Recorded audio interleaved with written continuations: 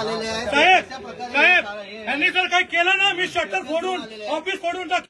Stretcher घेऊन आलेले आहे. लक्षात ठेवा. हे माझ्या ऑटोमध्ये बसून आले, ते मला फ्री घेऊन आले. ते पण ते म्हणले माझ्याकडे पैसे नाही आहेत, असा प्रॉब्लेम झाला. मी त्यांना खरंच विमा बंद करेल.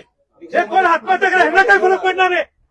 आपण नागरिक ग्राहकांचा संताप हा अनावर झालेला आहे, आपण पाहू शकत असाल तर.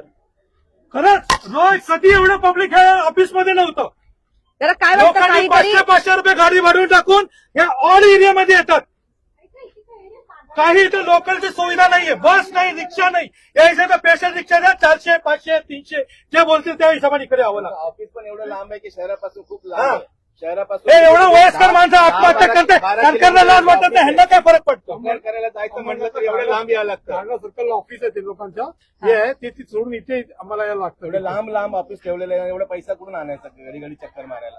कांडा सर्कल एमएससीबीचा आहे, ते बोलतो तुम्ही इथे जावा, कंप्लेंट करायची नाही, इथे जावा तुम्ही. अशी परिस्थिती आहे, खूप वाईट परिस्थिती. आणि मी तुम्हाला दाखवू शकतो, माझ्याकडे हॉस्पिटलचं पण कोटेशन आहे. आणि मला जे येतं ते साहेब हेल्प येतो ते पण दाखवू शकतो. आत्महत्या करायला चाललाय माणूस. हे ऑफिस करूया बंद कर, ऑफिस आपण सध्या जर हा काही प्रकार बघत असाल तर एमएससीबीचे कर्मचारी अधिकारी जे आहेत ते या ठिकाणावरून निघून गेलेले आहेत आणि त्यामुळे संतप्त जे काही ग्राहक आहेत त्यांनी सध्या हे ऑफिस बंद करण्याचा प्रयत्न केला. जे होईल तेच आहे. मध्ये ग्राहक आहेत पण हा ग्राहकांचा संताप आहे. एमएससीबीचे कर्मचारी अधिकारी आपण बघत आहात की बाहेर निघून गेले.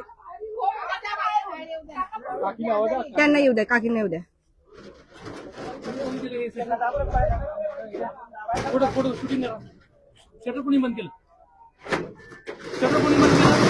ग्राहकांनी केलं.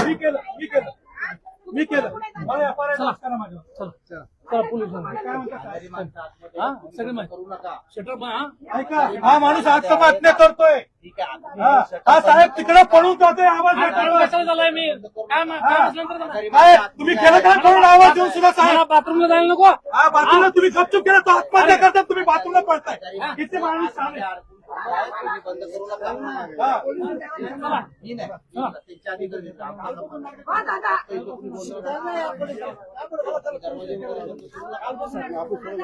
तर आपण सध्या बघतोय की ग्राहक जे आहेत ते त्रस्त झाले तिथे.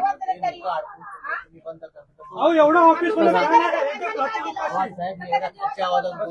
राग माझ्याशी मी काय चुकीचं केलं का तुमच्याशी? आतमध्ये 50 लोक आहेत, तुम्ही बंद करता. तुम्हाला काय झालं तर जबाबदार कोण? तुम्ही आहेत का जबाबदार? बंद करू आता, आहेत त्यांच्या साहेब बोलून घ्या. काय घ्या पळून जातो साहेब, आत्महत्या करतो. आवाज फक्त खाली करा. आवाज एवढं मोठ्यानं बोलू. संताप जो आहे ग्राहकांचा अनावर झालाय. मात्र या ठिकाणी कर्मचारी आणि अधिकारी यांना काही एक पडलेलं नाहीये. ते या ठिकाणावरून पळ काढतायत. एवढा मोठा समजलं का? हे लुटायला बसलेले डाकू झाले, डाकू. तुमचे किस्से कसे खाली करायचे तर ह्यासाठी डाकू झाले. म्हणून म्हटलं तुम्ही आत्महत्या करू नका. गुंडागिरीच करा तुम्ही, तर तुमचा फायदा आहे. आता 2 जणांना त्रास होता त्या साहेबांना त्रास झाला. तुम्ही आत्महत्या करता त्यांना त्रास नाही होत. तो पळून जातो तिकडे, त्याला लघवीला आले म्हणून बहाणा सांगतो. ठीक आहे ना, किती वेळ जातो बघतो ना लघवीला. मी थांबू शकत नाही. मी तुम्हाला माझ्या त्या भोई साहेबांना त्रास करून घेऊ नका, बसून घ्या तुम्ही. मला कुठून नाही जात हुकुमशाही तुम्हाला लावायचे ते काय करायचं. स्मार्ट मीटर लावायची, पहिलं पण बिल भरतच होतं ना. काय करायचं ते लावायची मीटर. आता एसीचं हे दाखवतात, एसी आहे म्हणून तुम्हाला येतं. पहिलं एसी नव्हतं. नाही, परप्रांतीय लोकांना कामं द्या इकडे आणि मराठी माणसाला मारून टाका इकडे, कळलं? परप्रांतींना कामं द्या आणि लाईट बिल जास्त भरून मराठी माणसाला मारून टाका. मी तुम्हाला काय सांगतो मॅडम, तुमचा माहितीये ना बदलापूर स्टेशनला मी पाहिले तुमची रील. परप्रांतींना तिथे दिलेलं आहे. या ठिकाणी एवढं काही ग्राहकांचा संताप अनावर झालाय. कुठलेही लोकप्रतिनिधी तुम्हाला लोकांना मदत करत नाहीये का? काय वाटतं? काहीच करत नाही. कोण प्रतिनिधी मदत करत नाही. वरच्या साहेब आले, त्यांना जे करायचे ते करणार आणि तेच करतात. आता मी तुम्हाला सांगतो, आता एवढं एक झालंय ना, 2 महिने आरामशीर ते लोक काय करणार आहे, शांत राहणार. दिवाळीच्या टायमाला परत म्हणणार की तुमचं लाईट बिल जास्त आलं, तुम्ही वीज जास्त युज केलं, हे केलं, हे होणार आहे. हे फ्युचरमध्येही होऊ नये म्हणून जुना मीटर लावा. काय प्रॉब्लेम आहे त्याचा? हा, त्याची काय ते अडाण्याची का कोणाची असं ते कोणाचं तो मीटर, काय गरज आहे ते घ्यायची? हा हा, तिकडे साहेब लोक बघा हसतायत. हा, तो साहेब सोडून त्याला ऑफिस सोडून बाहेर बसावं लागते. रोज किती कंप्लेंट येत आहेत आणि विदाउट परमिशन मीटर लावून विदाउट परमिशन यूज सोसायटीमध्ये जाऊन मीटर चेंज करतात. हा कुठला नियम आला? लाईट बिल एक माणूस समजतं, सामाजिक माणूस समजतं. 2000 4000 माणूस आहे ना, 10,000 15,000 कमवते, त्या सुद्धा नोकऱ्या नाहीत लोकांना. 14,000 रुपये दिला नाही दादा मला. बिल येतो 5,000 10,000 लाईट बिल येतो 20,000. कुठून भरणार मग? 14,000 रुपये बिल कुठून भरणार मी दादा?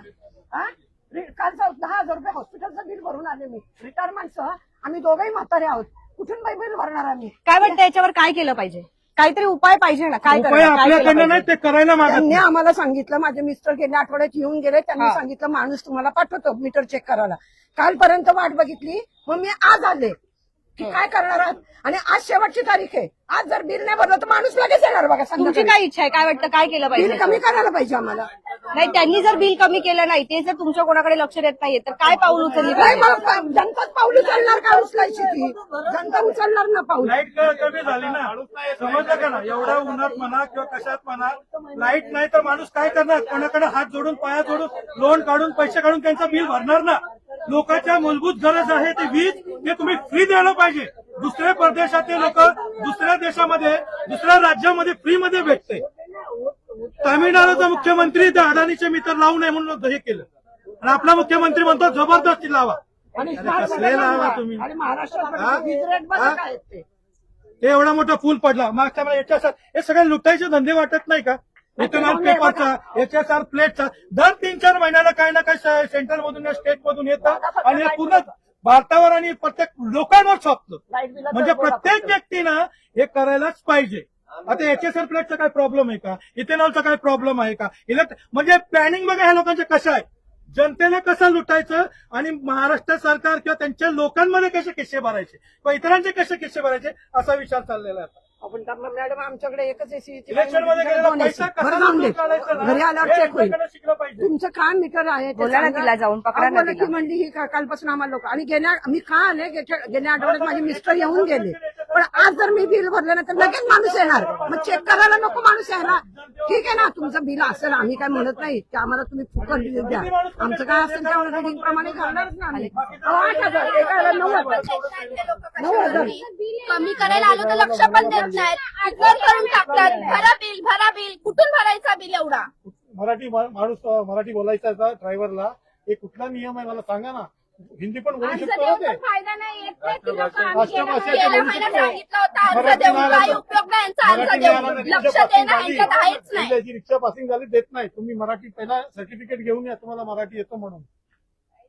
आपण हे सध्या इथे भारतामध्ये जर अशी बघायला परिस्थिती झाली आहे, साधारण माणूस मरायलाच पाहिजे.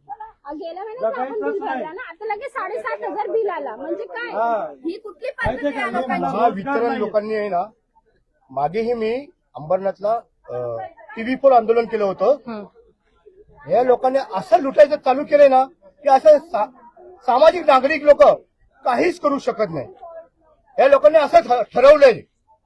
म्हणजे ह्यांना असं झालंय कसं पोचवतात ना, की कसं भीक मागायचं आणि कसं आहे ना भिकायला लावायचं हे लोकांनी ठरवलेलं आहे महावितरणवाल्यांनी. कर्ज झाल्याप्रमाणे झालेले आहेत लाखो रुपये.